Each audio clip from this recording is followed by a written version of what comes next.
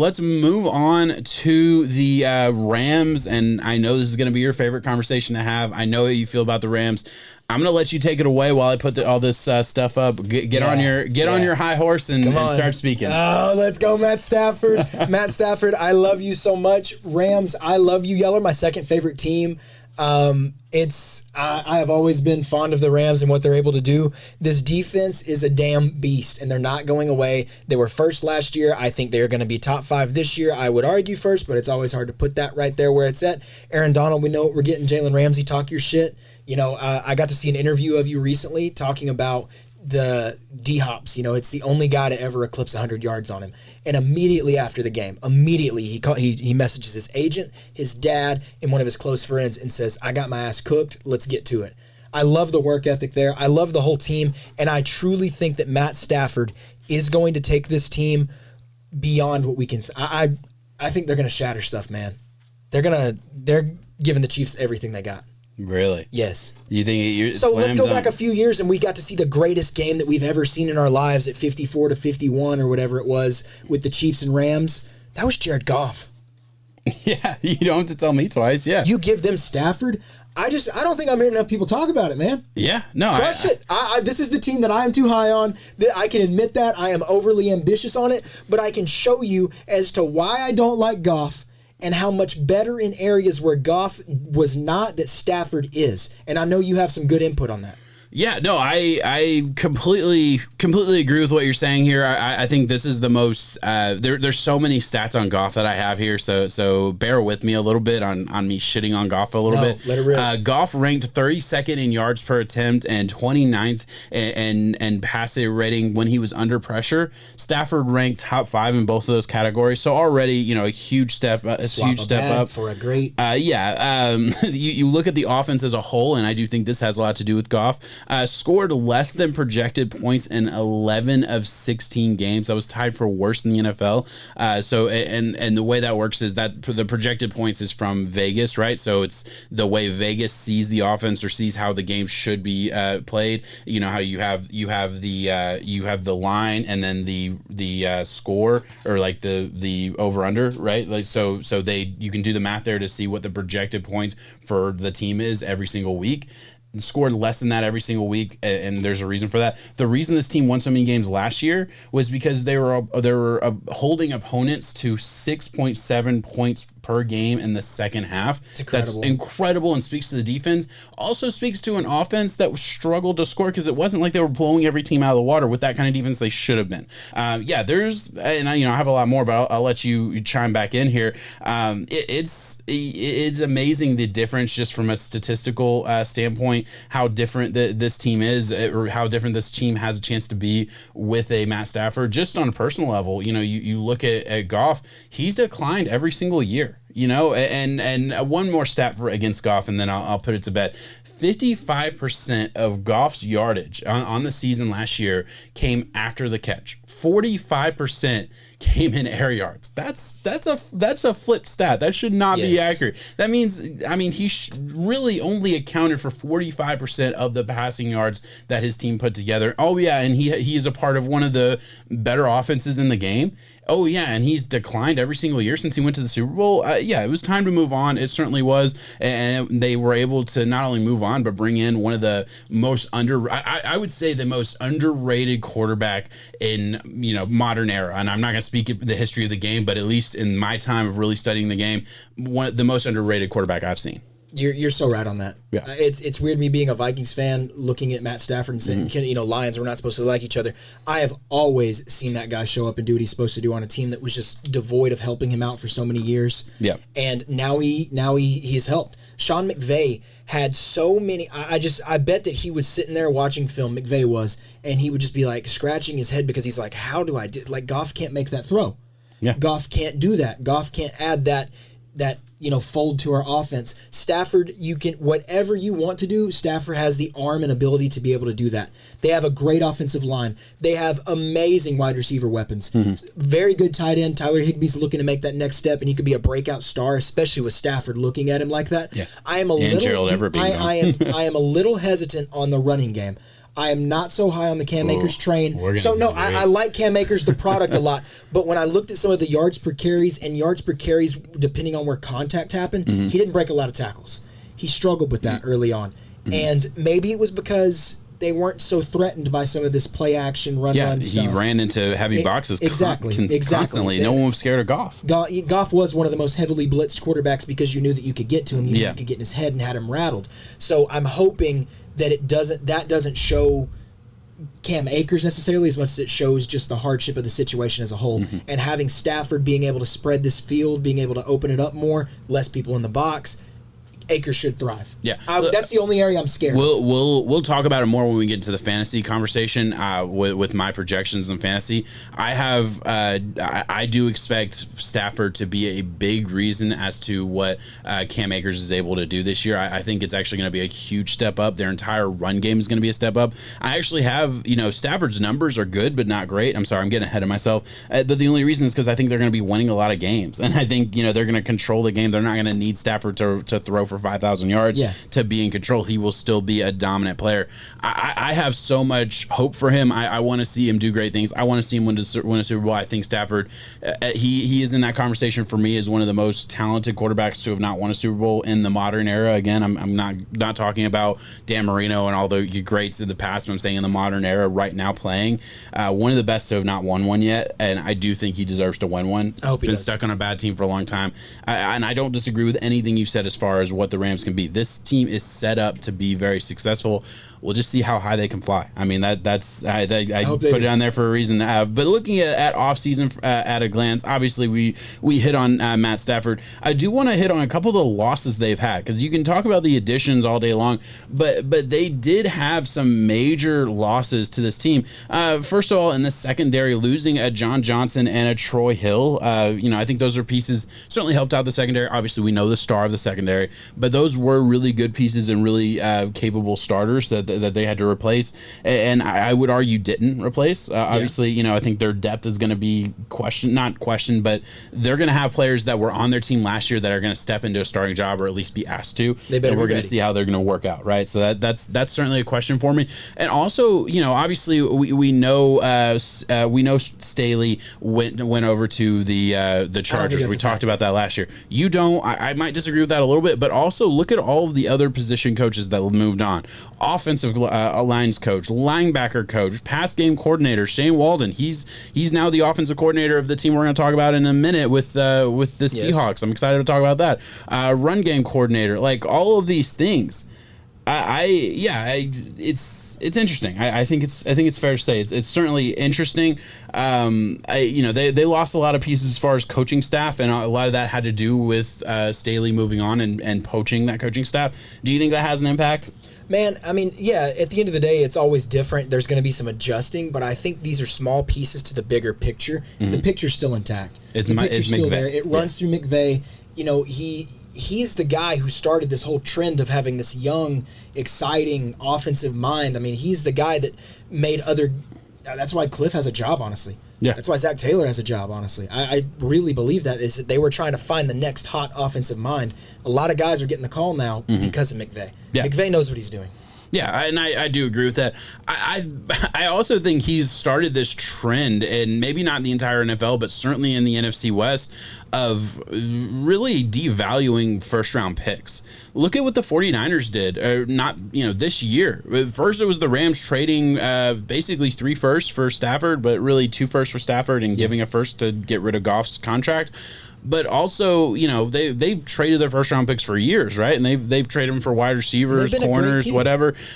You look at the Seattle Seahawks. They traded two first round picks for a safety, and then we have the 49ers move up to 3rd overall, basically spend 3 first round picks and a 3rd on a quarterback.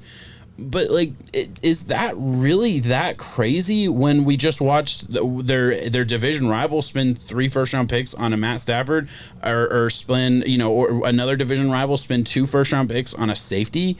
Is it really that crazy to make those leaps? I know I'm maybe getting off of the Rams conversation a little bit, but I think it was all started with the Rams and their mindset of we'd rather have proven commodities than first-round picks. I've always felt that way. Yeah.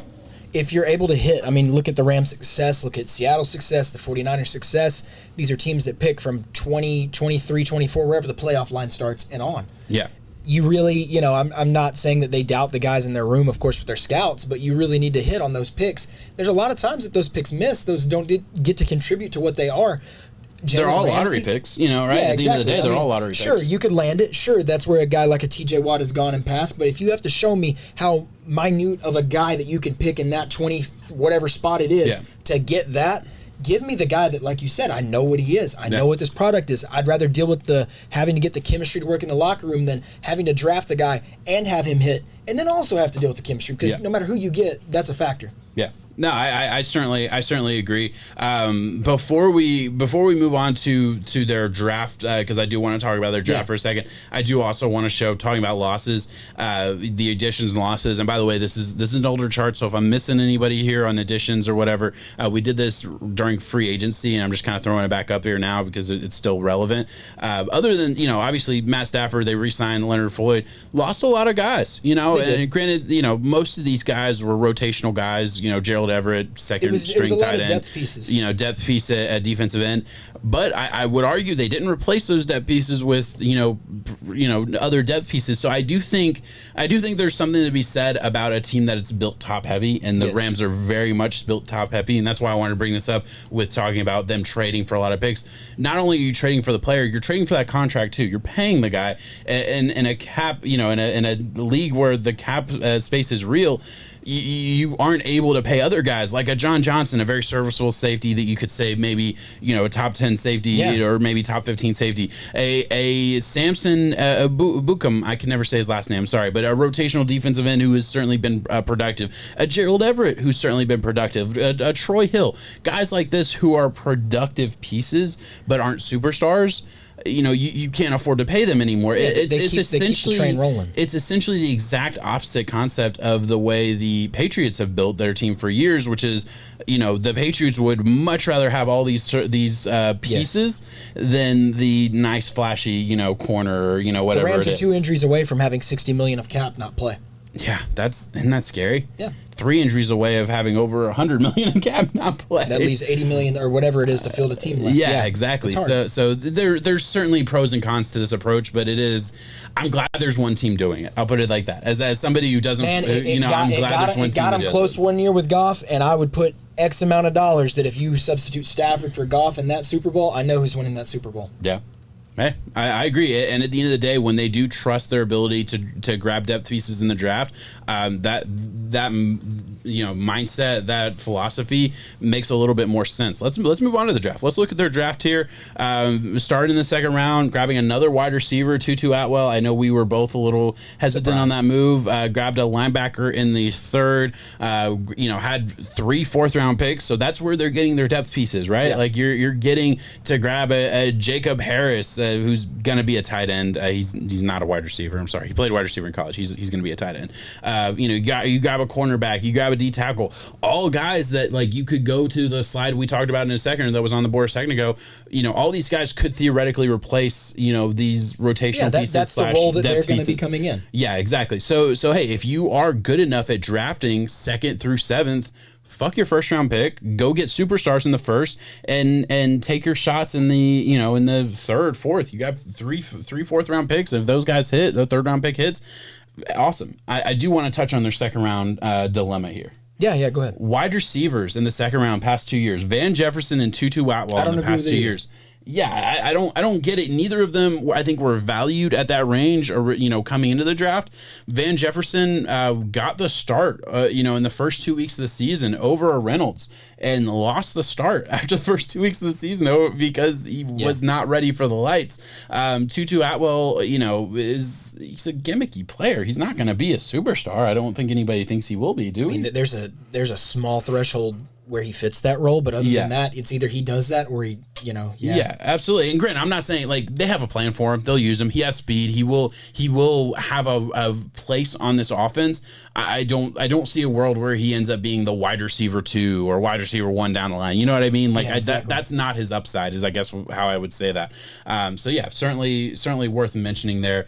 And any other thoughts on this draft or how you would approach this? What your thoughts are? I mean, I'm glad you mentioned the second round thing, because as much as I like the Rams and as much as I like this thing about trading picks and keeping things rolling and going, I don't agree with the wide receivers in round 2. You know, I don't agree with that. I don't think that was the right move.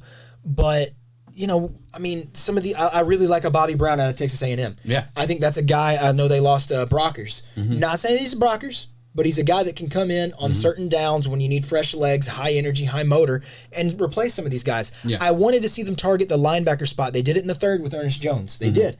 I wanted to see them do it in round 2 and 3, though. I'm not going to lie.